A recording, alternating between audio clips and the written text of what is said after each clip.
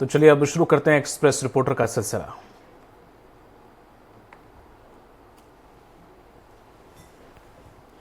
किए जा रहे हैं संयुक्त प्रयास। ब्लैक स्पॉट खत सड़क दुर्घटनाओं के आंकड़े में शहर तीसरे नंबर पर। बढ़ती सड़क दुर्घटनाओं को रोकने के लिए किए जा रहे हैं संयुक्त प्रयास। ब्लैक स्पॉट खत्म करने के लिए जुटा प्रशासन। जबलपुर जिले में सड़क दुर्घटनाएं बढ़ती जा रही हैं। सड़क दुर्घटनाओं में शहर तीसरे नंबर पर है। इसके साथ ही सड़क दुर्घटनाओं में मरने वालों की संख्या भी कम नहीं है। बढ़ती सड़क दुर्घटनाओं को रोकने के लिए यातायात पुलिस ने 47 ब्लैक स्पॉट को चिन्हित किया है, जिन्हें दूसरे विभागों की मदद से खत्म करने के प्रयास शुरू कर दिए गए हैं। यातायात पुलिस का मानना है कि रोड इंजीनियरिंग की खामी की वजह से ब्लैक स्पॉट दुर्घटना की वजह बनते हैं, जिसमें लोगों की जान जाने का खतरा बढ़ जाता है। लेकिन इन दुर्घटनाओं के लिए वाहन चालकों की लापरवाही और तेज रफ्तार भी बड़ी वजह मानी जा रही है। यातायात पुलिस सड़क दुर्घटनाओं को रोकने के लिए प्रयास तो कर रही है, लेकिन आम जनता को भी यातायात नियमों का पालन करना होगा, तभी सड़क दुर्घटनाओं में कमी आ सकती है। Arun Dubey, access reporter, Jabalpur. पीतमपुर औद्योगिक क्षेत्र में पुलिस प्रशासन ने तेज कर दिया है बांग्लादेशी घुसपैठी एवं रोहिंग्या मुसलमानों के खिलाफ सर्च अभियान।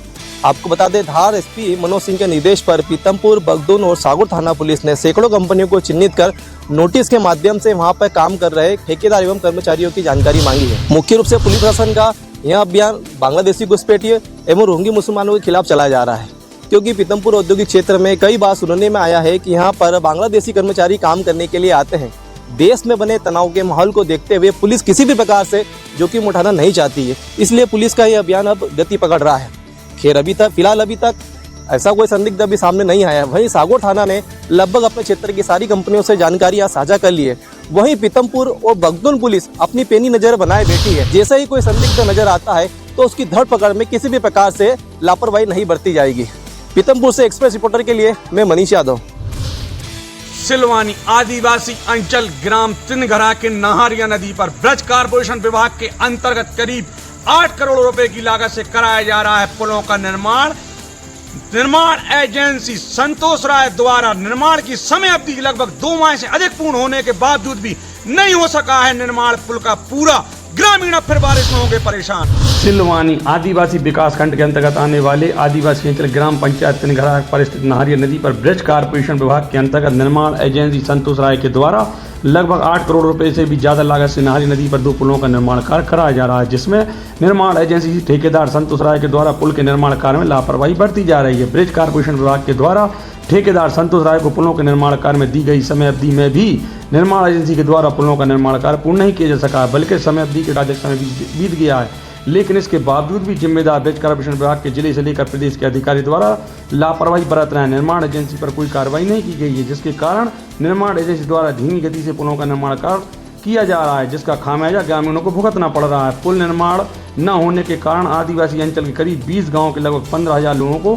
भुगतना पड़ रहा है। बारिश के समय नहान नदी में पानी होने के कारण एक ग्राम पूरी तरह बंद हो जाता है। हालांकि नहान नदी के पास स्थित अनेक ग्रामों के आसपास क्षेत्र के निवास कर रहे आदिवासियों द्वारा 1 वर्ष निर्माण कार्य को लेकर लिखित शिकायत भी की जा चुकी है, लेकिन इसके बावजूद भी जिम्मेदार विभाग के अधिकारियों को ध्यान नहीं दिया गया, बल्कि निर्माण एजेंसी ब्रज कारपोरेशन के विभाग के अधिकारियों द्वारा संरक्षण देने हैं। कहना है कि विभाग के उपयंत्री की गैर मौजूदगी में निर्माण एजेंसी द्वारा पुलों का निर्माण कार्य कराया जा रहा है। अब शीघ्र पुल निर्माण कराए जाने की ग्रामीण द्वारा मांग की जा रही है। ब्रिज कारपोरेशन की ई जावेद शकील ने कहा, निर्माण एजेंसी ने नहीं किया समय पर ब्रिज का निर्माण कार्य पूरा, नियम अनुसार अब होगी निर्माण एजेंसी पर कार्रवाई। सिलवानी से एक्सप्रेस कुमार रघुवंशी। भाजपा की आएगी सीख, पंच परिवर्तन के भी मिलेंगे टिप्स, 14 की बारीकियां बताई जाएंगी। इसके अलावा चुनावों में समय और क्षेत्र में आने वाली समस्याओं से निपटने के गुर भी सिखाए जाएंगे।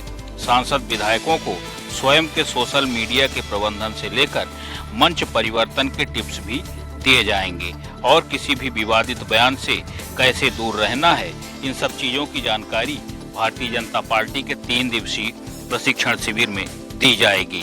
इस दौरान पार्टी के कई वरिष्ठ नेता मौजूद रहेंगे, यहां तक कि केंद्रीय मंत्रियों की तरफ से भी क्लास लेने की जानकारी दी जा रही है। दरअसल पचमढ़ी में होने वाले 3 दिवसीय प्रशिक्षण शिविर को लेकर भारतीय जनता पार्टी ने एजेंडा तय कर दिया है। 5 प्रकार के एजेंडे के तहत सांसद और विधायकों को लोक व्यवहार की सीख दी जाएगी और उसी के तहत उन्हें व्यवहार करना पड़ेगा। भोपाल से एक्सप्रेस रिपोर्टर के लिए संदीप मिश्रा।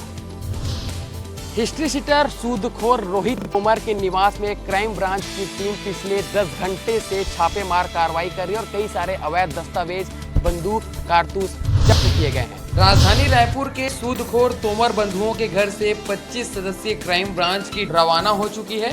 छापेमार लाखों रुपए के कैश, करोड़ों के सोना, 2 अवैध पिस्टल, 20 जिंदा कारतूस और जमीन जुड़े दस्तावेज बरामद किए हैं। हिस्ट्री शीटर बदमाश रोहित तोमर के घर से डिजिटल दस्तावेज भी जब्त किए हैं। बता दें कि क्राइम ब्रांच की टीम द्वारा 15 घंटे से अधिक की छापेमारी और छानबीन की है। इस छापेमारी में BMW और गाड़ी को भी पुलिस ने जब्त किया है। अब भी दोनों भाई वीरेंद्र तोमर और रोहित तोमर पुलिस के गिरफ्त से बाहर हैं। बता दें कि रविवार की रात VIP रोड स्थित एक रेस्टोरेंट में रोहित तोमर और बाउंसरों ने जमीन कारोबारी से मारपीट की थी। छापेमार कार्रवाई से पहले रोहित तोमर राजधानी से फरार हो चुका है। इसी की तलाश रायपुर की पुलिस कर रही है। मारपीट के मामले पर गिरफ्तारी की आशंका है, लेकिन देखना होगा कब तक रोहित तोमर पकड़ में आता है।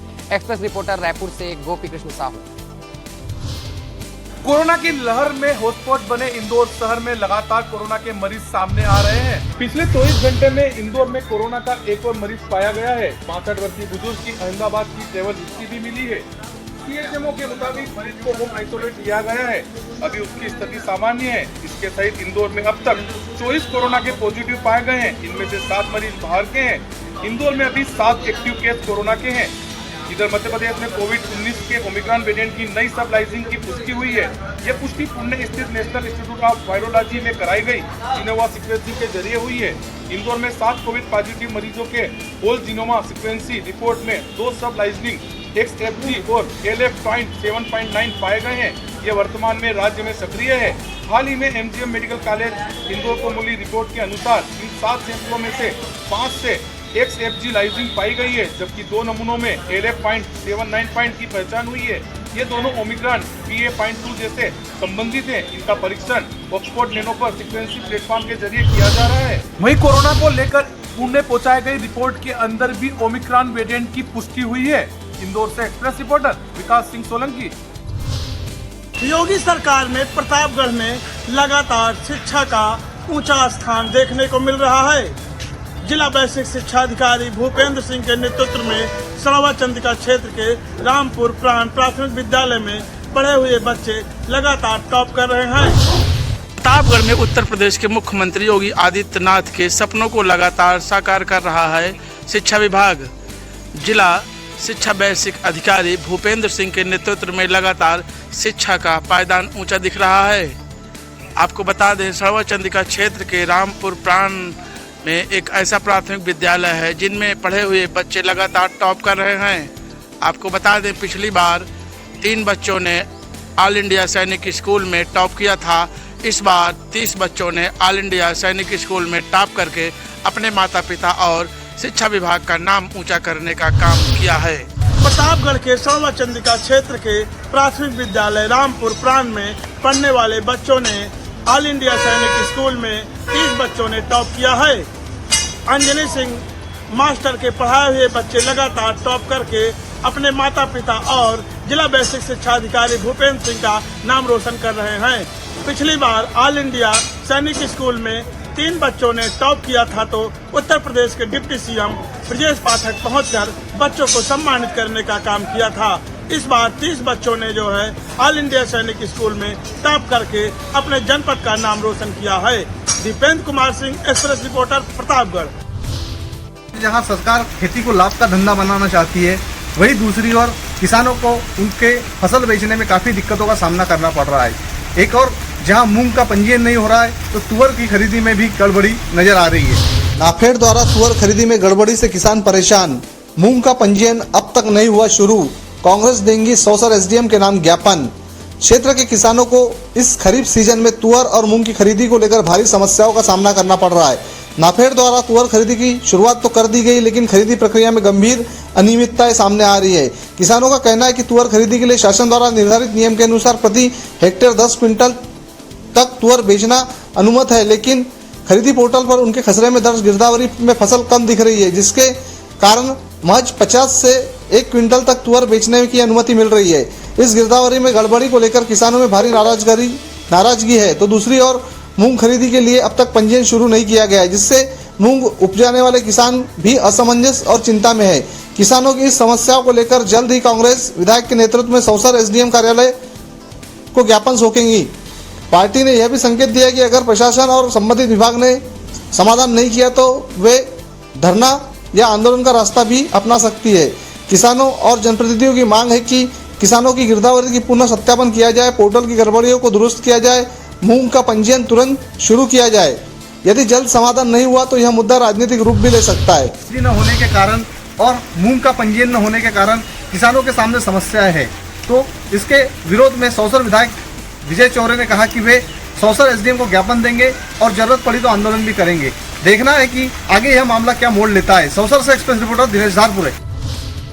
उत्तर प्रदेश में लगातार मौसम बदल रहा है। राजधानी लखनऊ समेत दर्जनों जनपदों में मौसम ने यू टर्न लिया। जहां दोपहर तक प्रचंड गर्मी पड़ रही थी, वहीं पे अब मौसम सुहाना हो गया है। रिमझिम बरसात जारी है। उत्तर प्रदेश में नौतपा का ताप इस बार बेअसर जैसा रहा। राजधानी लखनऊ समेत तमाम शहरों में आज भी मौसम ने यू टर्न लिया है। आज अगर हम बात करें तो राजधानी लखनऊ, बाराबंकी, उन्नाव समेत गोरखपुर के आसपास के क्षेत्रों में एकाएक रिमझिम बारिश या फिर कहीं कहीं तेज बारिश दर्ज की गई। मौसम विभाग की माने तो आगामी आने वाले कुछ दिनों तक मौसम के हालात ऐसे बने रहेंगे। लेकिन इसके इतर सबसे चौंकाने वाली बात यह है कि जहां पर गर्मी पड़ रही है वहां पे काफी प्रचंड गर्मी पड़ रही है, यानी वहां पे राहत के आसार थोड़े से भी नहीं दिख रहे हैं।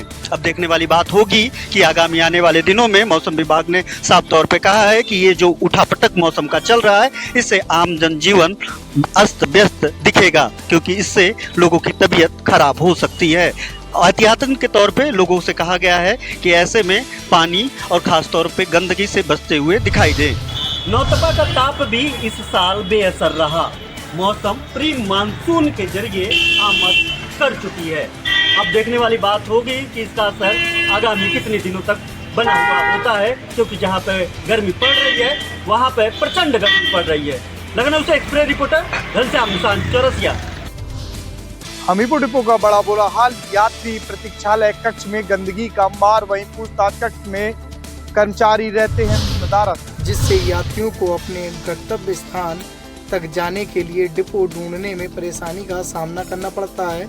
वहीं रोडवेज प्रशासन द्वारा गर्मी को देखते हुए यात्रियों के लिए ठंडा पानी के लिए घड़े भी रखे गए, तो वहीं घड़ों के पास में डिपो कर्मचारियों द्वारा गुटखा थूककर फर्श रंग दिया गया है। आखिरकार ऐसे लापरवाह कर्मचारियों के ऊपर कब जिला प्रशासन का हंटर चलेगा?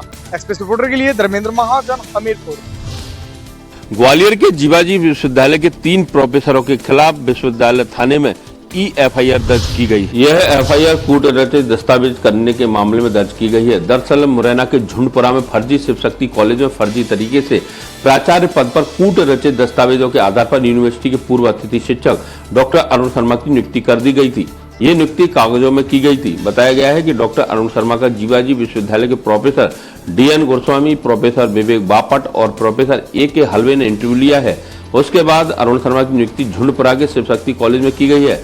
लेकिन अरुण शर्मा ने मई 2015 को शिकायत की कि कॉलेज संचालक और जीवाजी विश्वविद्यालय के प्रोफेसर का फर्जी बाड़ा है, उनका किसी भी प्रकार से कोई इंटरव्यू नहीं हुआ है। ऐसे में उन्होंने विश्वविद्यालय थाने में शिकायत की थी।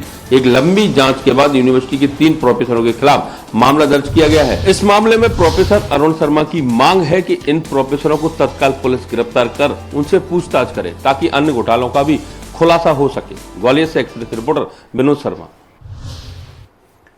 इस बुलेटिन में फिलहाल इतना ही। नमस्कार।